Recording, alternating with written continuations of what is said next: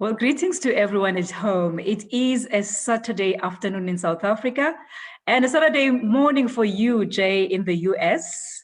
And we have another rendition of She Unleashed, uh, a, a woman's related podcast where we talk about empowering women.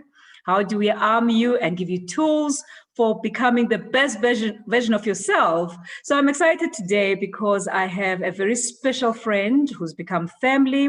She's based in the States. Her name is Jawauna, and she is C-level executive in one of the biggest ports authority in the US.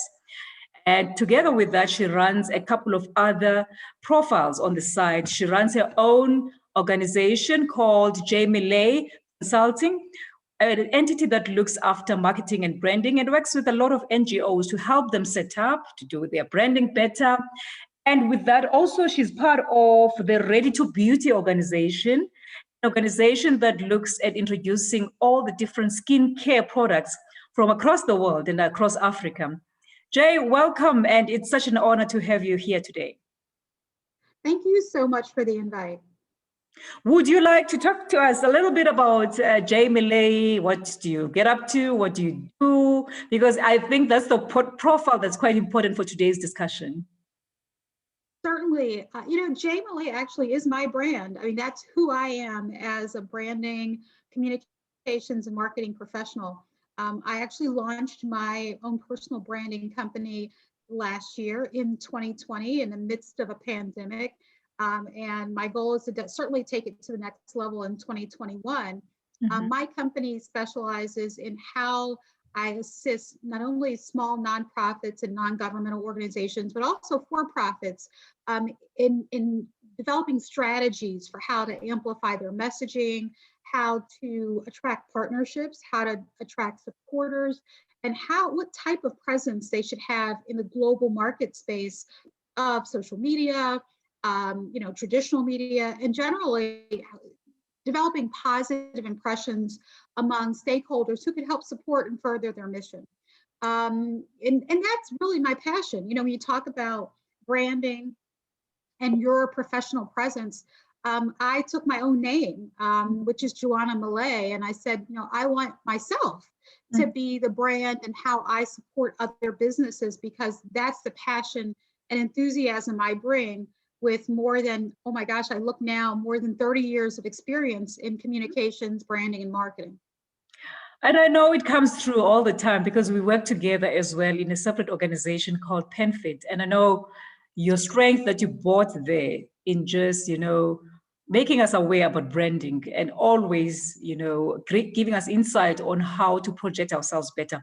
What is this personal branding, Jay? What do you understand it to be? And what are the elements of personal branding? And again, I'm going to interpret it for how personal branding has really defined my career and my trajectory through business. In my day job, professional job, I work for, again, a port authority. And there we take, which is an organization that's roughly 100 years old, and we continue to evolve how people perceive it. We think about how do we show up in the broader space beyond just our daily operations. And from a personal perspective, for women in business or even small businesses or any individual in business, you think about what am I projecting outside of what do I do? Like, this is who I am, but how do others perceive it? What messaging, what imagery, how do I speak? How do I walk? What do I project as far as our strengths, our weaknesses, how we can assist the world? That is really what your brand is. It's the impression that people have when they think or when your name pops up. So for me, when I want people to think of JMillete, I always think about who am I as a company? Who am I as an individual? And I think of the positive traits, which are, am I energetic? Am I informative? Do I help? Am I collaborative? Am I innovative? All of the things that I would think would resonate with companies, individuals, organizations that I hope to partner with. And so it's about, in developing your personal brand, is thinking about what are the strengths, what are the talents and the skills that you're hoping to share, to cultivate, to lend to others, to help not only elevate and enhance their experience, but your own experience. And so that's why that brand is super important. And I'm gonna make you laugh. You know, I have friends who have businesses, and they blur the line between their business and their personal political beliefs, or personal behaviors, which in some cases can be detrimental if you're not a celebrity. But you know, it can be harmful to your company. So if your company, if you're supposed to be a company that's about serious business, and that's the brand you want out there, but someone clicks on your Instagram page or your Facebook page or your LinkedIn page or your website, and they see silly things, or they see inappropriate things, or they see salacious things, that can be damaging to your brand. On the one hand, if they see that level of consistency on other platforms, whether it's pieces that you write, you know, blogs that you contribute to, quotes that are attributed to your name, your Twitter, your any of your social media presence, if it's consistent with the message and the mission of your brand, then it can help uplift. So that's why brands are so important, and protecting them and being consistent, authentic, and true. You know, the whole discussion is bringing up a lot of questions in my head, because you just, you know, uttering jewels of wisdom in what you're saying. And I hope we'll get to that. What is important is almost like you have to move from a premise of being intentional and setting up what you want your brand to be. Absolutely. You mentioned specific adjectives that relate to what you want to be seen with. So it seems like you start from a premise of saying, Phumza, I want to be seen as an innovative woman. And everything then that I do has to be aligned with all of those items that I would have mentioned as being linked to my brand. Is that correct, Jay? Absolutely, absolutely. You know, I want to share this quote with you, and I discussed, you know, there are women who've been incredibly pivotal in inspiring me, and one of them is the late great Dr. Maya Angelou. And the quote that she said, that's attributed to her, is, "There is no greater agony than bearing an untold story inside of you." All of us have an untold story. And if you are unable to share that and convey it in a consistent and authentic way, that right there is, to me, detrimental to your brand. A level of authenticity that's needed if you're trying to enhance yourself, if you're trying to enhance your product or sell something, is incredibly important. So tell me, you mentioned authenticity, and it triggered a question in my head that, could a brand be an aspiration of what I want to be seen as? It may not necessarily be a reality today, but then what is the contrast with the authenticity that Phumza wants to be seen as a premium brand, but today she still is not there, but it's an aspiration that she wants to get to? I think that it's okay to have an aspirational brand, like it's setting a goal. One of the things that I do people laugh and they think that this thing is pretty hokey, but every year I make a vision board, and it's aspirational. I sat down in January and I said, okay, I aspire to achieve certain things. They're not quite there yet, but how do you have a roadmap if you don't set goals? When you leave your house every day, you have a destination, and you're not there, but you aspire to get there. And that's almost like your brand. Your brand can be, I aspire to be the authoritative voice as it relates to telecommunications or fintech. I aspire to be the definitive voice when it comes to personal branding. I aspire to be the definitive voice when it comes to medicine or parenting, whatever that goal is, that you want to display yourself or display your talents. You have to set it out there in the horizon, as that's where I'm headed. Because, you know, I've had conversations not only with friends, but certainly with professional colleagues. And they told me, oh, I want to do this. One day I want to do this. I want to get my degree. I want to work on this, but then I want to write a book. And then I want to do this stuff. And I, in a harsh way, I've said, you know what? You need to focus. You need to focus and have a destination. We can all want to do a lot of things, but at least have a destination to focus. And along the way, when you have a focus, you'll pull all those other things. You know, for me, and I'm just going to use my own personal example, I set a goal of wanting to attain a higher education degree, right? And I wanted to do this at a later age. You know, I'm a parent of two young adults, I mean, that are well into their career. I always give a shout out. I have an engineer for a son and a doctor for a daughter. And I spent many years raising them, putting their needs first, but certainly cultivating my own professional gifts. Mm-hmm. And I woke up one day and I said, I want to get that degree, but that was an aspiration, right? Mm-hmm. And along the way, while I aspired to get those things, those other things I wanted to do fell into place. The other things came, but I had that focus.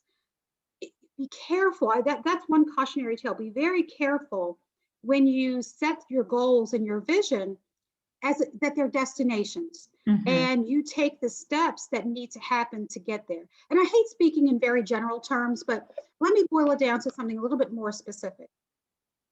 Folks should do a couple of different things, and that is make a list, like write things down and have tangible lists. And when you write that list, you think about, now what steps do I need to take to get to those things? So if it's, I want to be a professional counselor, well, I need to get this degree, I need to get that. I want to be an author. Well, in order for me to be an author, I have to be seen as an authoritative voice. So I need to get those degrees first to get to the authorship. And I also want to do well in business. Well, I can do well in business if I sell those books and I have that degree and those certifications to say I'm an authoritative voice in this area. So setting those tangible goals are incredibly important. And I think that's the thing about, we all have friends who dream that, oh, I'm going to start a business. I'm going to do these things. And you're thinking to yourself, well, it's great that you say those things, but what are the steps? Have you laid out a business plan or a personal plan for how you're going to achieve those things? I think you've touched on this question before, and I think it's worth mentioning again. What are the platforms that one can use for communicating the brand? And I think you were starting to break it down as well as how they can go about, if let's take an example, you have an aspiration to be an authority figure in a specific subject. How can I, Pumza, from today, and assuming that today no one knows me in the industry, but I have an intention, I set out an intention to be an authoritative figure in telecoms in the next coming 2 years. Where do I communicate to, in what platforms, and how do I communicate it? I would say, what a time to be alive. What a time to be here doing exactly what we're doing today. Mm-hmm. So, for example, you and I met through a mutual colleague, and that colleague introduced us using virtual space. Absolutely. In traditional times, a friend would say your name or speak your name among a group, and then you will get on the phone, and maybe I jump on a flight and fly to meet you, or we meet, or you fly to meet me, or we do something. The virtual space is an amazing platform for folks to amplify their brand and to create a presence where otherwise in previous years it'd be challenging. I say the smartest people in the past year in 2020 and now going into 2021 are those who are able to harness the power of the digital platform. There's so many platforms now that you can use. I mean, we all know the traditional things like LinkedIn and Facebook and Instagram and Twitter, but you now have things like Clubhouse. And you have other platforms that allow you to have websites and to connect and make networks. You can start by using those platforms and sharing content. And when I say sharing content, you don't need to sit and talk to you and to another person. You can actually get up and give your own personal blogs, video blogs.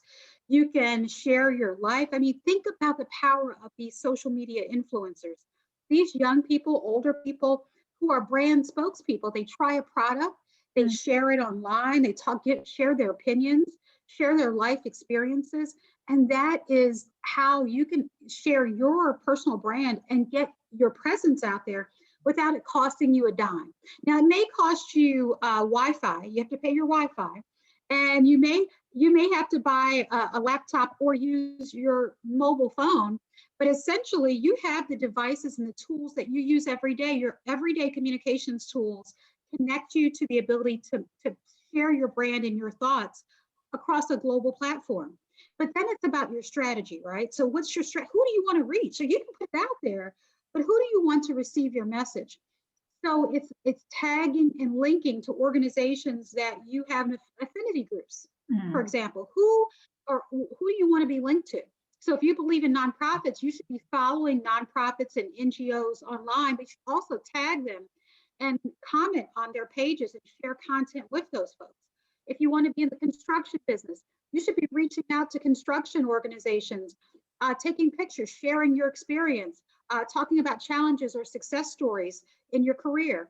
So it's using those platforms and sharing your experience, and it don't have to cost you anything but time, your brilliance in your mind, your enthusiasm, and making sure that you show up well. I mean, part of anything is showing up well. And I'm sorry, this is still a very aesthetically driven society. Let's not pretend that's not true. You have to show up, look clean, look confident, be bold in who you are, embrace your beauty. And beauty is not just, oh, that person's cute, or oh, that person has a great idea. Your beauty is your enthusiasm, what's in your soul, and how you're able to convey that.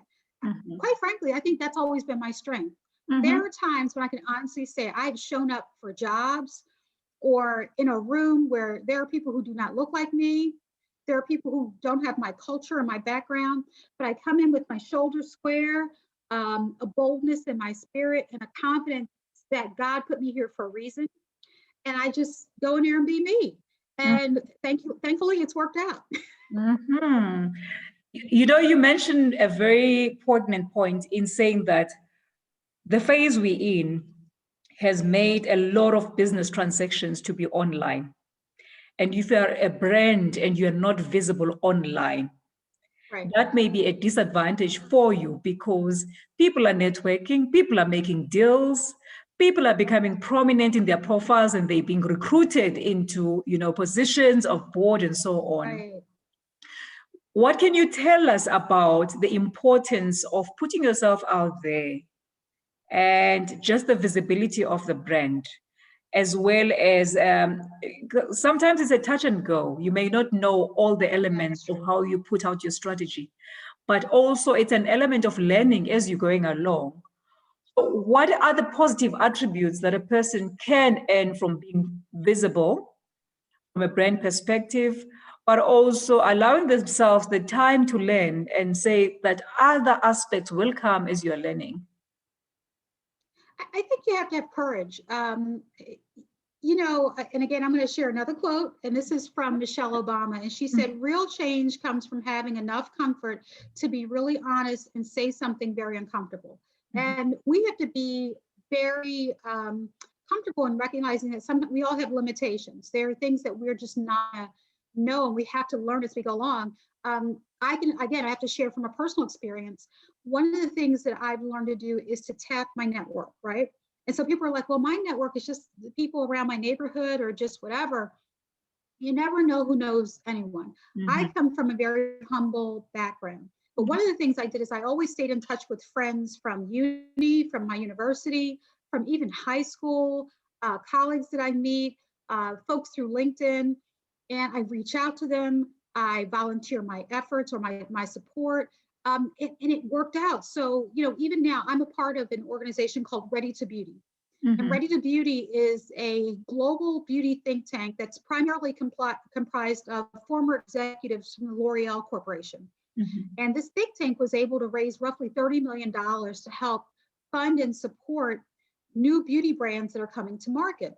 And I am not a beauty expert. Like, I don't come from the beauty space. I've never worked in that space. However, I am a consumer. I am a high indexing consumer. I buy lots of beauty products. I need them. But my passion for fashion, makeup, beauty allowed me to partner with an organization where I really don't know a lot about the industry. I know the consumer end, but my knowledge of the consumer end was something that they needed as producers and folks who cultivate and build beauty brands.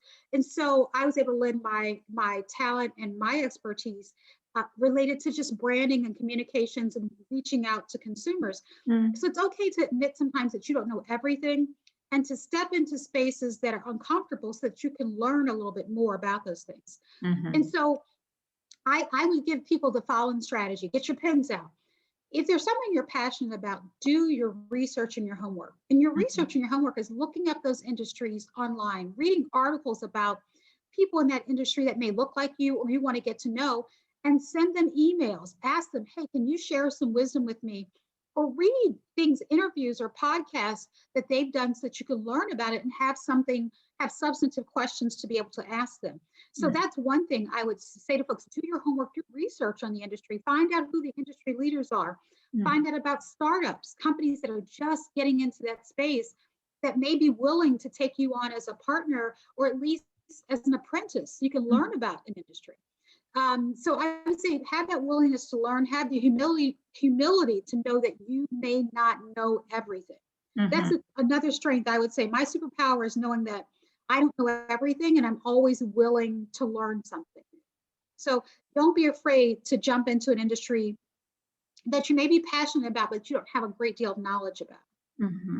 I think another mistake that women tend to make is they tend to think that branding is a specialty and it needs to be done by someone who is trained, and they need to, have all the big words that go with it, and not understanding that you can actually build a brand from the understanding that you have on research, and just keep on working on building and improving it. Now, I think that you don't have to. I'm glad you mentioned that. Like, I'm so happy you said you don't have to be an expert in marketing or branding to do branding, to be about the business of branding. Now, the other question that keeps on coming, Jay, is now women are becoming emancipated. They hold the full-time job, but they have their other work that they're doing on the side. And they may be, sometimes the two are just widely apart. And some tend to be concerned that if I start branding myself as maybe what I love from a hobby perspective, and I want to grow this hobby into maybe a business and so on, that there may be a view that the two are not authentic, because how people may have experienced them in the past is maybe through the formality of, a C-suite kind of job. And now Phumza comes and says, I'm also an artist. So how do I carry the two brands, and still appear to be authentic? I learned this lesson from my father. My dad was an amazing guy. And my dad was a certified professional accountant, a CPA. He was the director of auditing for a huge, for a state, for the government. He did auditing for educational funds. But really what my father's passion was, my father was an artist. My father painted, he sculpted, he sketched. He was an art collector. So all of these amazing things. And there was like this dichotomy in what people saw him as this very conservative, guy who you had to be very strict around. But the other side of him is he was a loving father who was incredibly artistic and creative. And I applied that to even my own life. Most people see me in the day-to-day business of a huge transportation infrastructure organization. It's very structured. It's very highly regulated. It's a governmental organization. But they also know that within that space, this highly bureaucratic, very complex space, you can have a creative soul. I mean, after all, I'm talking about a huge organization that has a branding and a marketing and a communications field, which is actually a pretty creative field, right? It's communications and creativity. They don't have to be diametrically opposed. You can insert a bit of that creative space into what you do. But I do think sometimes you do have to have that fine line. So for me, certainly when I'm in my day-to-day role as a professional for this large company, I have to operate within the parameters that they've set. In my own personal business brand, I certainly bring elements from that because I learned something about that discipline and had the need for having certain protocols to protect your business, to protect your brand, and to be disciplined. Because branding, there is a creative element, but there's a discipline that comes to it. You have to be consistent in what you're putting out. And so they don't have to conflict, but they do need to be consistent. So if you're consistently saying, I am a biotech organization, I'm a biotech consultant, then you need to be consistent with it. You can't just then go out and, have on a swimsuit and decide you're going to talk about, biotech. I'm like, well, how does that relate to what I'm trying to convey? So I would say your brand, whatever you're doing, needs to be consistently on message, and you need to agree upon what your message is. I think what you're talking about as far as why do people get confused or they feel like there's a conflict, if you set out with your mission and what you're trying to do, your brand and your messaging will be consistent. Think about PanFit and how we work as an organization. Our mission really is to highlight the strengths of the continent of Africa, the diversity in the types of goods, services, products that our country, that our nation, the various countries, our continent has to offer, and how if we unify together to market, brand, and highlight all these positive attributes, there's no reason we can't lift ourselves up. And we talk about the importance of unity. Now, all of the members who are part of PanFit come from very diverse backgrounds. I mean, I'm based in the US, you have people in Uganda, folks from Nigerian backgrounds, folks in the UK, people in South Africa, Kenya. You have a diverse group of people who've come together to support this organization, as well as different disciplines, right? We have medicine, we have sports, we have entertainment, we have telecom, fintech, we have monetary folks who are all a part of this organization.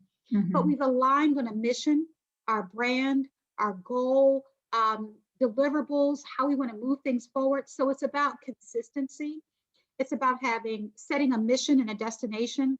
And it's about also collaborating on what we've agreed upon as our baseline for how we will measure success. So I hope I answered the question, but I think it's very complex because it depends on what your ultimate goals and your mission of your organization or your small business or your personal brand is. I think you have absolutely answered it. And I mean, you've looked at different facets because it is quite becoming the norm that we are being pulled into different and multiple roles. And in all those roles, you still want your brand to be visible. You can operate in PanFit.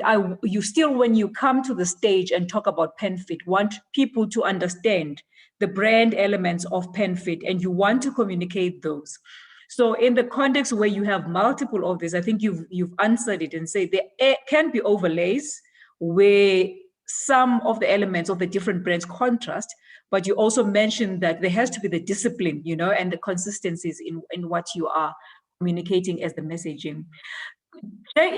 Never has it really been this important to really put out a brand out more than now that we are sitting at home. And you also don't want to be forgotten. I mean, you have customers out there. You also still want to carry on some aspects of your business. What do you see people doing in intensifying their branding and personal images, especially in the social world? Well, personally, what I've observed is that folks, let me look from a purely product perspective. Folks who are, that are selling products have primarily moved their businesses to online selling as opposed to brick and mortar stores. So that's a big trend.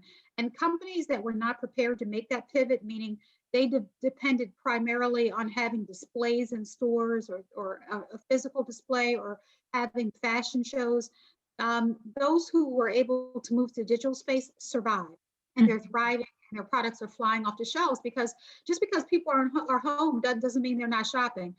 I'm a testament to that. So the other thing that I think companies that have been able to successfully use this space is that they've done partnerships. So one of the things that have really helped a lot of brands is the ability to partner with other organizations that either have a shared mission or a shared audience or customer base, right? So, if I am a person who likes to work with nonprofits, I'm partnering with other nonprofits to do things like podcasts, webcasts, talking about issues together, hosting forums and workshops. But let's just say you're a small business person. You're an independent contractor like myself. You're like, how do I get my brand out there? I can't go and meet people at these business networking things. Oh, but you can. There are platforms. There's a new platform called Clubhouse. You can go on and talk about your business. You can host rooms. You can host webinars now and send invitations. There's Eventbrite, where you can go on and publicly host events where you get on and talk to people and share information for free. There are so many platforms that enable people to be successful, and that's what's happening now. So the biggest trends are people are able to use that digital space to share their content, to host events, to sell products, to share papers and research that they've been doing in their industry, to even get out and really expose themselves, to talk about, this is who I am as a brand. to lend their voice and their talents online. And then they've monetized it. Let's get real. Folks are monetizing this content. Mm-hmm. You know, I just participated in a online forum for an organization for women. It was called Poker Divas. Mm-hmm. And this was founded by a woman who was teaching women how to win in the game of life. Not, you know, poker is a game you go and you gamble, Mm-hmm. but she used that analogy to talk about how can you win in life? And she monetized that content. So in order for folks to really be a part of this, she charged a small fee. Mm-hmm. Now imagine if you're charging in US dollars, maybe $10, right? But you get 1,000 women to pay $10. You've already, you made money sitting in your house, Mm-hmm. sitting in your house, talking about what you know, Mm-hmm. being dynamic and fabulous, Mm-hmm. and inviting other professionals to come in and help uplift your business. That's genius. That's genius. Mm-hmm. I see young people who have monetized conversations. So they'll get 5 or 6 of their girlfriends and they get together and have a conversation. They say, we're hosting a women's chat, pay $5 or $3 to be a part of a women's chat. Mm-hmm. And they're just talking about what they know. Brilliant, brilliant. Mm-hmm. So it's a way that you can take content that you take for granted every day and use it to not only elevate and develop a new audience, but monetize it. And then the other thing that I've seen that how people are making money and being successful is becoming brand ambassadors and spokespeople for products, for services, all online. Mm-hmm. So, you know, trust me, I just told you, I do a lot of shopping online, right? Mm-hmm. And so when I'm looking for hair care products or makeup, these beauty influencers are on there, you know, showing me a hair cream or a natural product Mm-hmm. or a skin product that I could use. And the companies are paying them to do tutorials or testimonials. Mm-hmm. People are making money off of that because if you have a broad enough or big enough audience or followers, Mm-hmm. companies will pay you because it's cheaper to pay you to be a spokesperson than to go out and pay $1 million for a television campaign, right? Mm-hmm. Mm-hmm. So those are ways in which you can make money. You can get your brand out there as an authoritative spokesperson for products and services, Mm-hmm. all while sitting in your apartment, which I'm sitting in a 700 square foot high-rise building, you know, in the New York, New Jersey area, Mm-hmm. and you can make money doing that. So tell me, there are positive aspects that one can leverage, I suppose, from an online perspective, the presence, monetization. From a corporate perspective, what do you think are the benefits that one can leverage of proper personal branding? I think that the number one benefits from proper personal branding is the fact that you don't want to just do this as a one-shot deal. This speaks to having longevity. When I think about wealth, I don't think about wealth in the sense of, oh my gosh, I have this designer, this, or I have X number of dollars in this in the bank. Wealth is about legacy. So what legacy are you leaving out there for those who come behind you, whether it's your family and your children, or whether it's the next entrepreneur or the next brand ambassador who comes behind you. And so the benefits for what you're doing, and if you have a really good brand, is that you will have longevity, you will have the legacy. And legacy, sometimes you can have legacy wealth that comes from having a strong brand. And I think that is really the lesson. If you do this thing right, this is going to go beyond you. There are companies now that the CEOs and the founders have long since retired or passed on, but the legacy of their brand is still out there, right? So, you know, this is about how does my brand, and I use this example, you know, in my country, we have companies like General Mills, we have Walmarts, but they're also like Nissans, there are, you know, Toyotas. Those are family names. People see these cars and they think, the Nissan, the Toyota, that's a family name. That's not just the name of a product. So think about the legacy of that brand. Those cars are all over the world.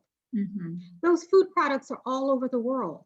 So that's the power that speaks the testament to it. You could have a brand that will long outlast you and has set the stage for anyone who comes behind you. So anyone who builds a car is looking to meet the standard that you set. So it's about legacy, longevity, positive sentiment that comes along with it, and the ability to really transform any industry that you may touch. So for me, my goal is to, as I, build legacy for JMillete, is to make sure that anything I touch is positively impacted. And that I leave a legacy for my children. However, my children or my children's children, I want them to be able to say, my grandmother or my mother started this business that now helps feed and support us and sustain us 3 or 4 generations into the future. And I think that's the power in it, Jay, that it has to be intentional. It has to be with a long-term focus. Look at the brands, the strong brands like Apple.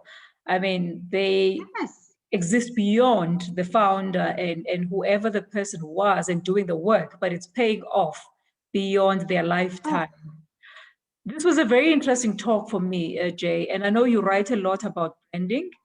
And through your company, JMillete, you also do talk about branding. So if people are looking to follow and at least have discussions with Jay, how do they find you online? Well, I have a couple of different ways you can find me. The biggest thing, again, is my website, which is JMillete.com, JMillete.com. I have a website, but also on LinkedIn. I mean, I think the best way to make professional connections is, for me anyway, I love the LinkedIn platform. And again, you can find me using JMillete as a search on LinkedIn. And those are 2 of the best ways to contact me, is just, send me a message on LinkedIn or send me a message on my website. And I'm happy to talk to you and partner on different things. But, here's to hoping that in 2021, global travel will open up and we'll all be able to get back together. As I was saying to someone recently, this time last year, I was relaxing in East Africa, enjoying the sunshine. And here I am today, pandemic bound in my apartment. So here's to hoping that the market opens back up and we can all physically connect outside of the virtual space, and that the virtual space will serve as an enhancement to what we all do in person. So that's the best way to connect with me. Absolutely. And I think there's a lot of mileage that people will still get from what they're doing online, which will extend to the physical world, because people have been visible, people have been, called for jobs, for board positions, because of exactly what they're doing online. So Jay, this was awesome for me. It just went too quick for me.